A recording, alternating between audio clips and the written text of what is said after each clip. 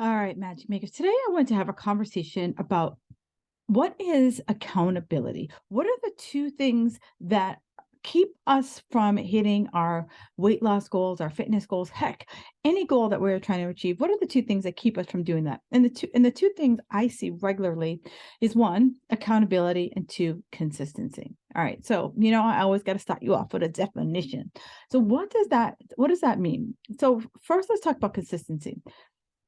Why consistency is what are the things that I can do regularly at like 80%? And the best thing I ever heard was I am a recovering perfectionist, and many of you listening, you are too. I can't remember who said this, but it wasn't me, but it was brilliant. Um, she said, I one of the ways I had to get out of my own way is that I excuse me, I had to go for the B minus, right? All of us are trying to go for that A plus, try to be perfect, trying to, find that perfect snowflake, right? There's no such thing as a perfect snowflake. Every snowflake is a snowflake. So I was, always trying to get the A plus, always trying to nail it on the first try. And when it comes to life, like we can't nail it on the first try. And, I always use the example of a child. When you see a child, doing something for this first time, walking, do you ever say, you know what, when you start to walk, you shouldn't do that drunken sailor kind of walk.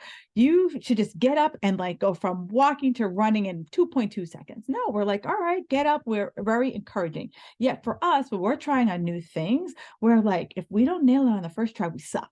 And it's a sign I suck and I should never try again, blah, blah, blah. All the, my noise that we start going on. So one of the first places that I see people always getting, tripped up on is being consistent because they think consistency has all these rules, right? To be consistent, I must, and it's just like, do it every single day. It must be hard. I must struggle, blah, blah, blah, blah, blah.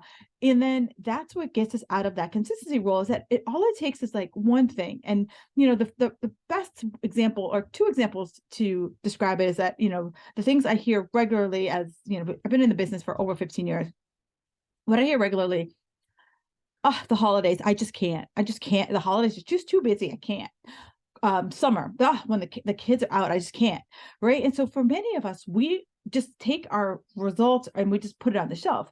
And I work with a lot of teachers and, they will like be full bore, from May through Labor Day. And then I don't hear from them again until Christmas. Like, all right, I got 4 weeks to get it together. And I'm like, okay, if we take a step back and say, why are we always having these stops and starts? Is because we're trying to do all the things, but we're not trying to figure out how can I still be consistent with my health when I have life, right?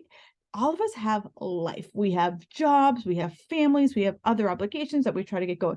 So the thing that keeps us from getting our goals, keeping our goals, keeping the results that we want is that we don't have the consistency. And so that means we got to stop following the rules. We have to stop seeking perfection, right? We're not going to be perfect. We're not going to be that person who gets up from a crawling state to a walking state to a running state all in a matter of moments, right? And then the other piece is like our expectations. We expect, maybe you were at a party and you see so and so and you're like, Sharon, girl, you look good. How'd you do it? And they tell you whatever diet it is that they did. And like, oh, I lost 20 pounds in 2 minutes and you can do it too. And then you're like, you don't lose 20 pounds, you lose two. And you're like, that sucks. And you're off to the next thing. So we have to start coming up with ourselves with coming up with realistic expectations, real expectations of how long it's going to take us to lose the weight, realistic expectations of how we work, how our bodies work. But we also need to be able to come up with, I call them non-squishy goals, right? We're going to talk about that later on in podcast, but non-squishy goals, because I see it all the time. Someone it's like, they're like, oh, what's your resolution this year? Get healthy. Healthy is a big word. Like define the word healthy for you. Because if I say healthy, what do I know that I'm working towards? Like maybe in your mind, you think you know what healthy is, but let's spell it out so that when I'm taking actions, I ask myself the question, is this getting me to where I want to go? And I don't think many of us ask ourselves that question, because we kind of get caught up in these mindsets of like, it must be hard, even though I feel like I'm not getting results, I must do this because I've always done it, or this is the way so and so told me to do it. And we're not doing that check-in with ourselves, right? There's always the check-in is like, is this working for me?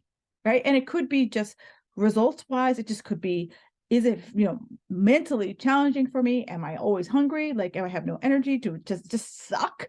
We always have to be asking ourselves that question, because that's how we're going to get to consistency, is that what can we do on a regular basis? And it's not this like, I can only do this if like the stars align and, Mars is in line with Venus and blah, blah, blah, blah, blah. No, it's like, we need to find a place that says, this is what consistency looks like for me. And it might look, actually not might, it will look different from what I feel is consistent for me than to what someone else feels consistent. And because I see it all the time, and I ask clients and I say, all right, so give me 1 to 3 things that you can do consistent on a regular basis. And they're like, what? And then they rattle off like 20 things. I was like, okay, pare it down. Like, this is like your busiest time, the busiest time. It's like the kids are home and, they're going buck wild.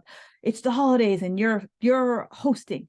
What is it that you can do, right? Keep it really simple, because so many people want to do more things.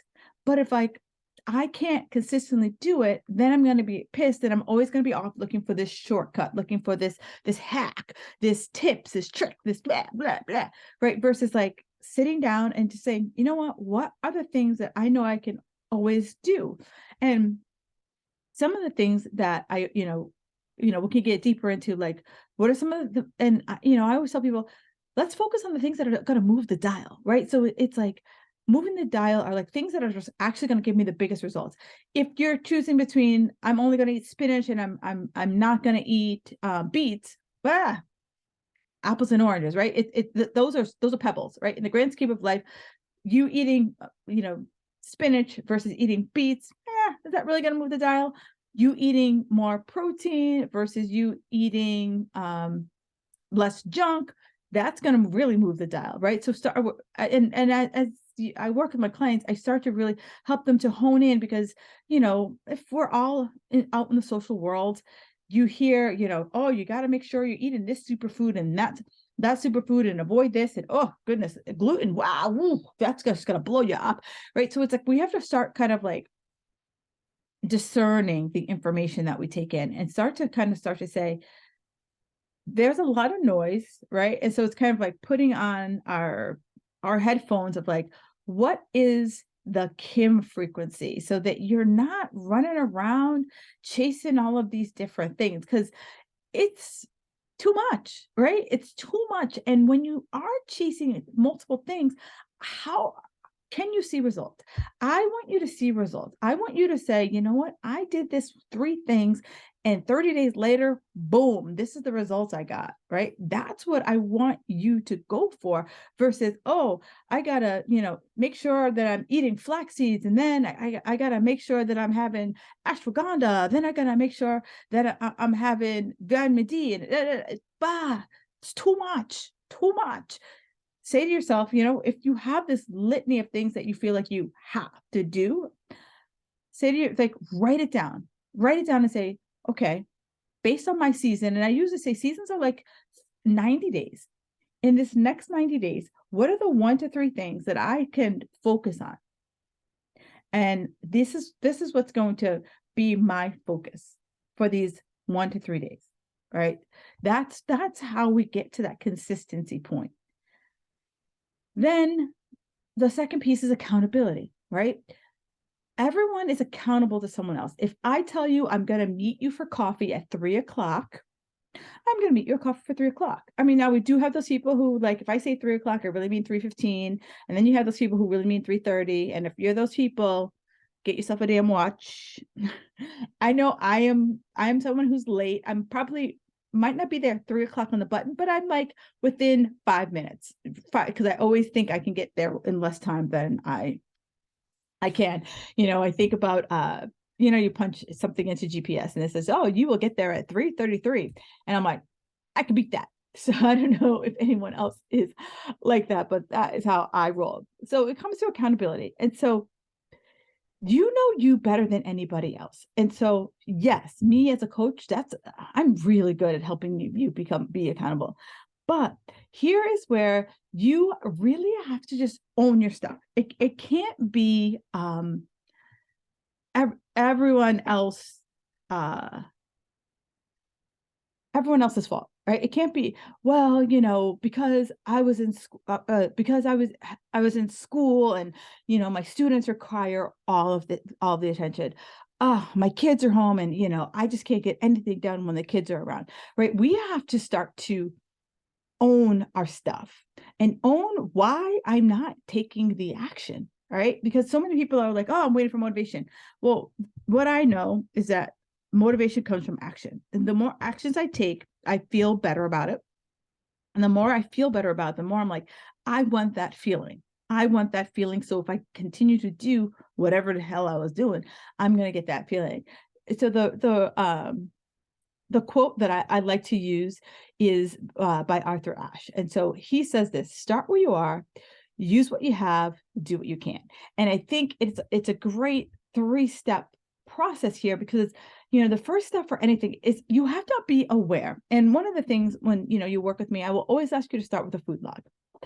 And my food log isn't to torture you, because trust me, I hate a food log as well. But the food log is primarily for me and you to say, okay, I'm asking you to be accountable to what you're putting in your mouth. That's step 1. Step 2 is that, how do I know what feedback to give you if I don't know what you're eating? And maybe you're zoned out, or maybe you've just been eating the same darn stuff for God knows how long, that you're zoned out. You're like, I don't know. What did I have for breakfast? Ooh, I don't know. Like, what did I have 3 days ago?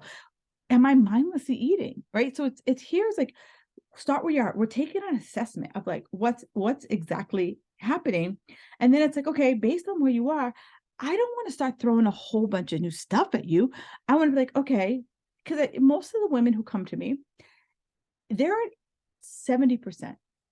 And my goal is to get you to at least 80 to 85%, so that we're never going to be perfect. I am never going to look for perfection from you. I'm going to try to break the perfection out of you, so that you finally start to like cut yourself some darn slack.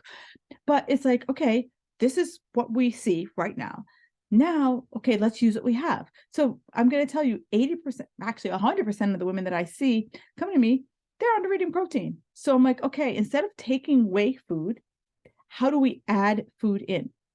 So it's like we start really simple. Let's add in some of our protein. Let's add in some of our fruits and vegetables. Boom, right? So that you're like, okay, I'm not at the grocery store like, I can't find a kiwi, or I can't find newt. You're like, okay, she told me to bump up my protein. She told me to add in more fruits and vegetables. There's a whole darn aisle devoted to both proteins and fruits and vegetables. Okay. So it's like, I'm asking you, and then the third part is do what you can. So I'm asking you to do what you can. And so, recently working with a client, and I bumped up her protein. I was like, she was easily hitting 130. I was like, let's see if we can add just a little bit more into you. And she's like, Kim, that's just too much. I just can't do it. And I was like, okay. I was like, we're gonna stay at 130 for now. And then, from time to time, I want you to see if you can add in an extra ounce of protein and see how that feels, so that we don't jump up to that 140, 150, but we're going to stair step you there. Right. So that quote, I just keep repeating my head over and over and over again, because it works. It, for me, causes me to slow my booty down. And that's what I know for many of us. We just need to slow our booties down. We just need to press the pause button. I don't know if you ever, I listen to a lot of podcasts, shocking. And if you go into the podcast app, you can listen to a podcast at like half speed, a full speed, 2 times speed, 3 times speed. So I'm asking us to take it down to like that half speed, where the person's like is saying things like this and they are talking, right? So you might know someone who talks like that in real life, but like I'm asking us to slow it down, take a beat, before we start sprinting to the finish line. Okay. Because, the way I get to my goals is the way I keep my goals. So if I get to my goals slow and steady and I freaking crush, I'm going to keep them. All right. So then here's in the accountability space, I have to be honest with myself. What trips me up? What are the things that no matter what I do, I always find myself, stumbling over my feet, right? Is it time? Many people are like, oh, I ran out of time. Is it the kids? Is it aging parents? Is it work? Like, what is it that always trips me up? So that when you work with a coach, first of all, you have to be open to saying, here's my stuff, right? Open book here. Here's the things that trip me up. But I'm willing to start to brainstorm ways that we can start to navigate around it, right? How do I go over this or under it, around it, or bust right through it so that we start to create the best way that I always look at it is if then scenarios. I was a meeting planner for a really long time. And, you always in your mind, you're like, this is how that's going to happen. This is going to arrive here. Then this is going to arrive here. We're going to put it here, here, here, here. And then all of a sudden, all it takes is like one shipment to just not show up. And you're like, darn. Okay, you're saying something stronger. And you're like, oh my God. So you have your meltdown. And then you're like, all right, plan B. So always that back in my mind, having a plan B. So this is what it would look like. So when I worked in corporate, my boss would regularly drop stuff on my desk at like 4:30. And in my mind, I was going to the gym at 5:30. So I would say, all right, if she drops stuff on my desks, I was planning on working out, let's just say Monday through Friday. I was planning on working out Monday through Friday. She drops it on my desk on Monday. So that means I'm now working out on Saturday, right? I always reserved Saturday and Sunday as my makeup day if I couldn't get to the gym on Monday through Friday, right? Other thing I started to work out in the morning, right? Because I was like, she never wanted me at 6:30 in the morning. And that way I could get up and get it done before the day. Or maybe you're finding yourself, this was the other thing, like I just would have these like doozies of a day. And the last thing I wanted to do was go to the gym. And in my mind, I'm like, I just want to lay on my couch and not talk to anybody.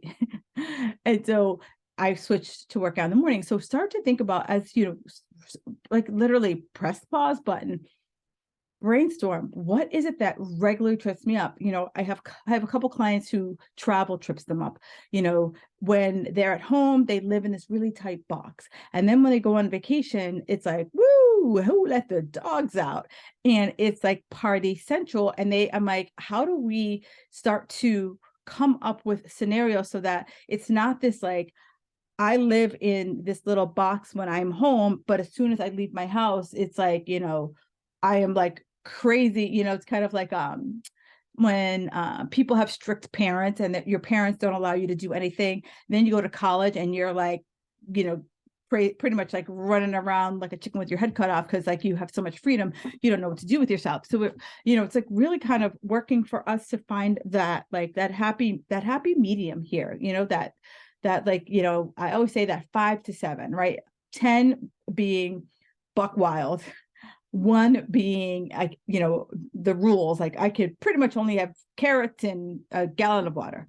So we want to really give ourselves there. But the other piece is give ourselves grace. We are going to mess up. You are going to mess up. Just repeat it to yourself. I am going to mess up. But guess what? I'm going to learn, right? Instead of saying it was a failure, it was a learning. So maybe if, again, I asked you to brainstorm what truly, oh my gosh, truly, that was a tongue twister, what truly trips you up. And then from there, I could say to myself, you know what? Okay, the boss threw something on my desk. What can I do instead the next time that happens? The next time my kids get sick, can I have dumbbells at home so I could do the workout while they nap, right? What are kind of starting to brainstorm? And again, as a coach, we can help you to brainstorm those things. But again, we have to have the mindset that we're open to those things, that it's not just, it must be this way. If I don't go to the gym, it is not a workout. If I am not sore, it's not a workout, right? We need to break free of our rigid mindset and be open open to the possibilities of it looking different, and saying, you know what, unless you are like laying in a bedridden like a mummy, am I going to lose my gains in, like, let's see, your kid gets sick for maybe 48 hours, maybe 72 hours max. Am I going to lose all my gains in 72 hours? No, not at all. Not at all. And, give yourself the grace, right? Give yourself the grace that your expectations were like to the roof when you're just like, you're a mere mortal, so let's take off the cape and the lasso, and let's just say you are a mere mortal. You are a mere mortal. Repeat that over and over again. And you can only do what you can do. And, once a week, I ask my clients to give themselves a grade, and it's, no one ever fails. So you don't fail, you'll learn. So it's like, did you do excellent? Did you do satisfactory? Did you need improvement? And that way we can be more reflective than the blame game. Like, you suck. You didn't do this. You. No, it's like, hey, you know what? This is what happened this week. And if I were to, hindsight being 2020, if I were to redo it again, this is what I would do. Okay.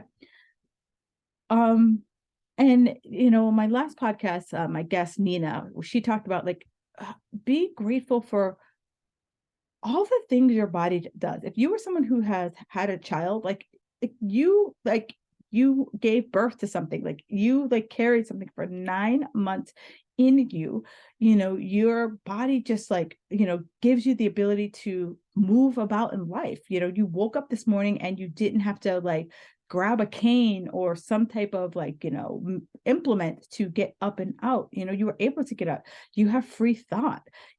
So that was really struck me, is that we don't think about all the things our body has done. We think about all the things our body has not done for us. So you get pissed at your body and you say, you suck. And then all the negative things that you say to yourself versus, hey, you know what? You gave me my kid, you gave me my blah, whatever your body did, versus we always find a way to beat our bodies into bloody submission.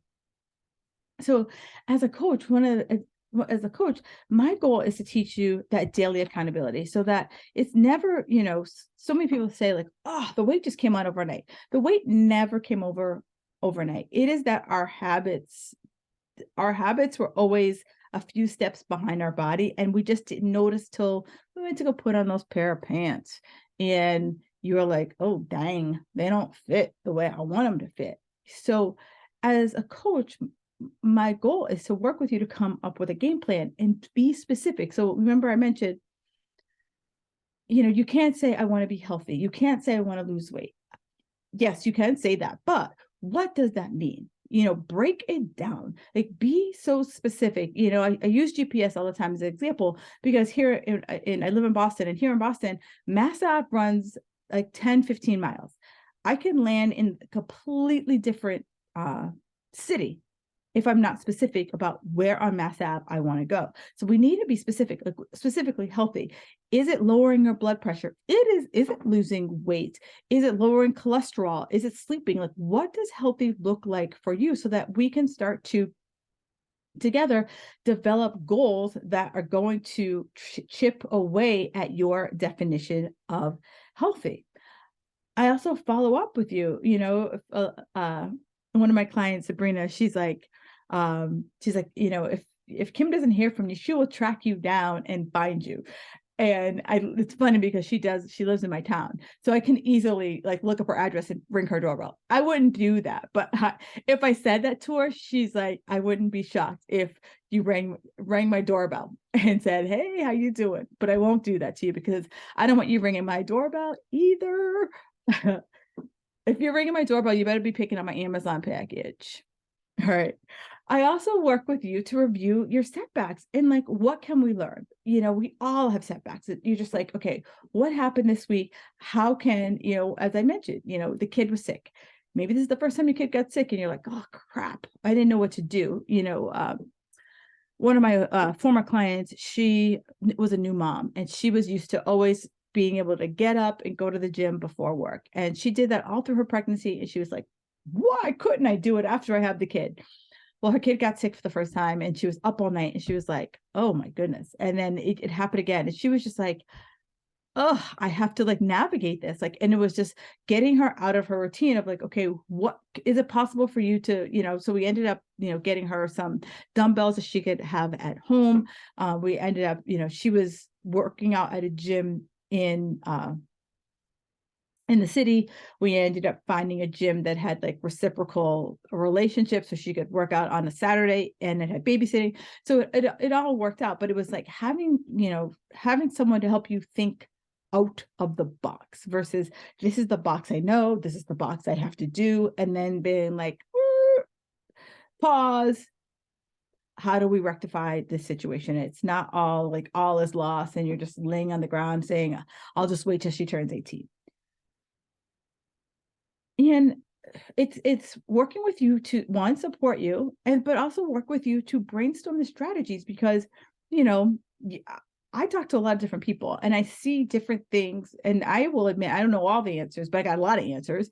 But I also see, sometimes my clients, actually all the time, my clients teach me things. They teach me things about new food, because Lord knows I can't keep up. There's always some new food that's out there that I can't keep up with. But if they show it to me, I'm like, oh, wow, this is cool. I might have to get some of this.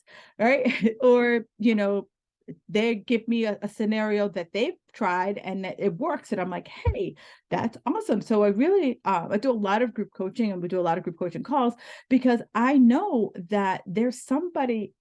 I've seen it done one way, but I know someone out there has had the same challenge, and maybe they've skinned that same cat in a different way that maybe I didn't think of, or maybe I can expand upon, or maybe someone else in the group can expand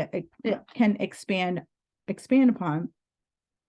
And then as we work together, I'm like, I work with you to understand what actually is tripping you up. What is keeping you from moving the ball forward? And, it could be these little things that you're just like, that you think are big because you're in it. Right. And so, one of my former guests said this, and it's just, I'm going to use it forever, is that we need to start using data and not drama, right? Because as a person, you're so emotionally connected to it. You're like, this is my problem. I can't get out of it. Where as a third party, I don't have that. My emotions aren't as supercharged as your emotions, where I can say I have the ability to kind of take it at a 30,000 foot level and say, okay, this is what I'm seeing. And how do we start to use some of the data around it and not some of the emotions? We just, put the emotions over here because, we're feeling the feelings. And how can we just like really get clear on what is the drama? And then also finally, like, where is that resistance lying? Because many of us think it's discipline, but it's the discipline to learn new tricks. It's not the discipline to try to like retrofit tricks that haven't been working. It's really opening up our mindset to say, where are we getting stuck? And is it because I keep telling myself that this is the only way, right? That I haven't opened up my horizons to think about different things. Or maybe I'm holding resistance, that I'm saying, well, maybe if I go a little bit harder, or maybe this time will be different because it's August. Maybe this time will be different because it's January. And, we still, maybe 30 days, 60 days later, we still find ourselves back in the same place. And I say this because, I've had people be like, well, Kim, 5 years ago, I did this diet and it worked beautifully. And I'm like, great, awesome. However, why did you stop? Because that's where the assessment piece right here. It's like, why did you stop? And many of you stopped because it got hard. Many of you stopped because your life changed. And maybe it was you didn't want to devote that much time in the gym. Maybe you didn't want to devote that much time to meal prep. Maybe you just like, I just can't. Like, I'm a different person than I was. When I competed, gosh, at this point, over 15 years ago. And I'm not that person anymore. Like I people will ask, well, would you ever consider competing anymore? And I was like, you know what? I know I can't mentally get to that place that I used to be able to get to. I know, and I'm not going to say can't. I don't want to. I don't want to commit that amount of time. And many of us have to start to acknowledge that in ourselves, acknowledge like, how much time do I want to spend at the gym? And the time I spend is a quality time because, I I have friends who in a commercial gym, they could be there for a couple hours, but can I ask them how much of it is workout time and how much of it is jibber jabbing with everybody there? So it's like, really, we have to start to say to ourselves, why are we so resistant to the change? If it's not getting me what I want. And then finally, it's looking at the roadblocks as roadblocks. So we can finally get to the point of where we're releasing all of these old stories, all of these old mindsets, and we're finally able to say, you know what, I want it to be easy, because that's the point I am right now. I want it to be easy. I know that this is how much time I want to devote to the gym. I know this is how much mental effort I want to devote to food. And in order to get to that place, I had to come up with, these are my 3 things that I know if I do these every single day, I am working towards my health. I know that if I get in this type of workout, I feel really good and I don't resent the workout. And I'm not like, I got to work out. And then I come up with a million different excuses for why I can't work out. So as I, wrap up the podcast here, why am I not getting my results? And it comes down to 2 things. One, I am not consistent. I'm chasing things that are challenging for me to be consistent. And I'm asking you to give yourself this 90-day runway and say, what are 1 to 3 things that I can do consistently? And it's not something you're doing right now. If you are consistently, so I'm running a program called the Belly Fat Code. And these 2 women are like, oh, every single day I have this salad. I love it. Boom. Great. You're already freaking doing it. So give me 2 other things that you are not already doing. This is what we need to do. Like, if that's a great habit, wonderful. But what are 2 other things you can do? And those are the types of things that we got to get into. So if those are things that you're like, Kim, I don't even know what my one thing is, do me a favor, reach out to me. Let's have a conversation as to how we can get you onto these 1 to 3 things that I can do on a regular basis that will make me feel healthy.